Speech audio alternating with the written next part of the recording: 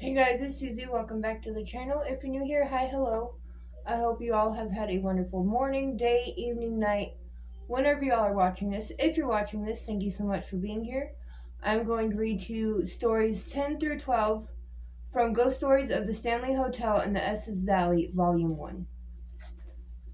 Story 10, A Song for the Spirit. A couple sitting near the piano were enjoying their late evening dinner in the Dunraven Grill at the Stanley Hotel one September evening in 1992. The pianist Tim was coming to the close of his engagement, thinking about his closing song. Presently, a woman looking to be in her 70s entered the room. She wore a dark blue suit and a white high-heeled blouse. Her hair was silver and done into a bun on top of her head.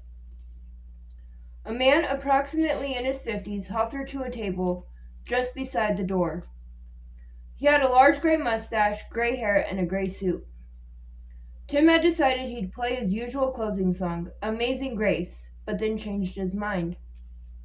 Ma'am, what would you like me to play as a closing song? Tim asked her. This was something he had never done before. He had never approached members of an audience for a song request. Oh, please, if you would play Danny Boy for me, she said with a smile. Certainly. I hope you enjoy it. Oh, I will. Tim played the requested song. However, he then felt the desire to play Amazing Grace also. He went over to the elderly lady and informed her that he had one more song to play, and he felt sure she'd like it. When he returned to the piano and began to play, he became extremely sad. For some unknown reason, tears poured down his cheeks. He glanced over to the woman and saw her sitting quietly, enjoying the song. Her son, the man in the gray suit, looked at Tim, then at his mother, and then back at Tim. The man's face appeared strained. When the song was completed, everyone in the Dunraven Grill applauded. Never before had an audience applauded when he finished Amazing Grace. The couple sitting near the piano, however, now looked visibly sick. They approached Tim. How did you do that? The man asked. Do what, sir? That elderly man behind you. How? Peter, please, let's just go. I feel sick. I can't eat anymore. Please let's go, the woman begged. When you crossed the room to talk to the elderly lady the second time, an old man walked behind you. Then he stood behind you as you played. He even put his hand on your shoulder. Then he simply disappeared before our eyes. The man was clearly shaken, hands trembling. The elderly woman stood. My husband passed away 12 years ago, and Amazing Grace was his favorite song. She turned and moved slowly from the room. Her son told Tim that they had been out driving and had driven by the Stanley when his mother insisted on going inside. He drove on, but she continued to insist that he stop. He finally turned back, bringing her into the Dunraven Grill. After he finished his story, the son left to find his mother. Bill, I'm going home. It's been quite a night, Tim said, handing his water glass to the bartender. He hurried because he wanted to catch the elderly lady and her son in the lobby. You got that right, the bartender laughed. Only moments had gone by when Tim entered the lobby. The woman and her son were nowhere to be found. Story 11, Tickling the Ivories. In the Dunraven Grill in the Stanley Hotel, it was time to switch from the luncheon regime to dinner. The bartender, Lisa, was alone in the bar at the time, and all the doors were locked. Let's see. I'd better check the stock again. Be sure I'm not low on anything, she mumbled to herself. She busied herself checking bottles of various whiskeys and other spirits. No pun intended. She was kneeling down on the floor behind the bar, her attention drawn to a shelf with some loose change on it. There's that visitor's change. I'm sure he'll be back for it, she said to herself. Who's that? Someone must have come in. Hello out there. I'm behind the bar. Be with you in a minute. She hurried her quick inventory, jotting a little note as to what needed restocking. As she was doing this, she heard the piano. Just a couple of notes being played. Hey, I think there's some music in the bench if you'd like to try it. I'll just be a minute. She was sure that the someone who was playing the piano was an employee, but then she was also sure the doors had been locked. Probably they had a key also. The inventory hit a snag. She had accidentally skipped one cabinet. Once again, she heard a few notes on the piano. Why don't you play something? I could use a nice song about now. No answer. Did they leave? Guess they got tired of waiting for me.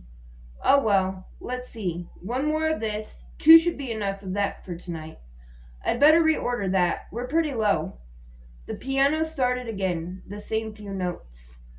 Oh, I guess they didn't leave. Whoever, I'm almost done back here. Be right with you, Lisa called out to the supposed person playing at the piano.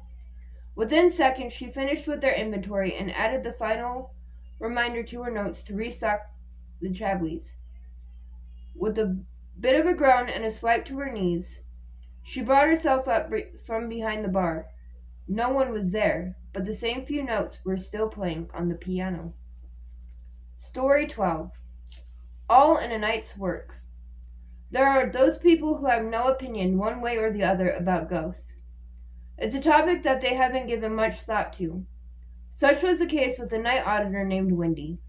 She was working the 11 p.m. to 7 a.m. shift at the Stanley Hotel.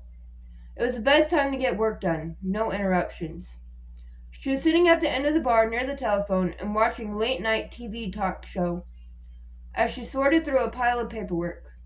All of a sudden, music was blaring through the wall speakers. Good grief! How did that happen? I can't even hear the rest of the show, and Tom Cruise is coming on. Not to be undone, she walked to the food and beverage office, where the controls were at. She could see the little red light indicators staring at her. The unit was definitely on. They must have had this thing on a timer or something, she said to herself. I'll have to try to figure out how to turn it off. She reached for the doorknob, tried to turn it. The door was locked. She took out her keys, trying each one. The door would not unlock. Feeling frustrated, she returned to the bar. The music was deafening. Then all of a sudden, it was gone. She raced back to check the red light. It was off. She tried the door. It opened without a key.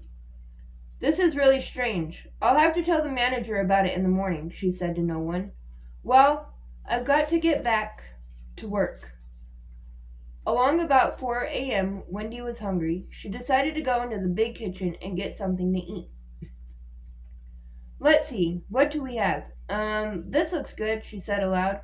There's comfort in a human voice, and she still felt a little uneasy about the music episode. Then she heard it. Wendy, very faintly. She checked her pocket for her keys. They were there. Everything had been locked and secured for the night. She could feel the hair on the back of her neck standing on end. Hello? Who's there? No answer. Okay. Who is playing a joke? Come on out. Wendy. There it was again. Well, now what do I do? Come on. Whoever you are, this isn't funny. Wendy. That's it. I'm out of here. You can have your kitchen and my snack. Wendy ran from the kitchen and back into the relative safety of the bar. She didn't get much work done after that. Close to the end of her shift, Wendy was out in the lobby. An early morning riser met her at the reception desk. Good morning, Wendy greeted. Good morning. Who are those pictures of? She asked, referring to the photographs hanging over the room key slots. Oh, that's F.O. Stanley and his wife Flora. He built this hotel, Wendy said. Is anyone on duty yet? Asked the guest. Oh, yes. He's in the back office getting me something. He'll be right here. What are your plans for the day? Wendy asked, making conversation. We plan to... Oh, my goodness. Did you... No, I can't explain that, Wendy said, staring in disbelief. The picture of F.O. Stanley had literally flown off the wall and onto the large red stain on the carpet in front of the key and mailboxes, a distance of several feet. The red stain was a blood stain, put there during the filming of the TV miniseries The Shining, but had not been thoroughly removed. The nail was still securely in the wall. The hanger on the back of the picture was still there. Both were pulled and tugged at for signs of weakness, but there were none.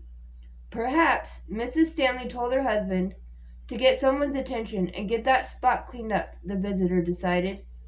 The women left the desk wondering, both of them a little disconcerted. And that is the end of this video, my friends. I hope you all enjoyed it. If you did, please give it a thumbs up. What do y'all think about my new recording space? I know I need to get the light part figured out. It's kind of dark. I apologize for that. I'm trying something new. But again, if you like this video, please give it a thumbs up. If you have not already subscribed, please subscribe. It would mean the world to me.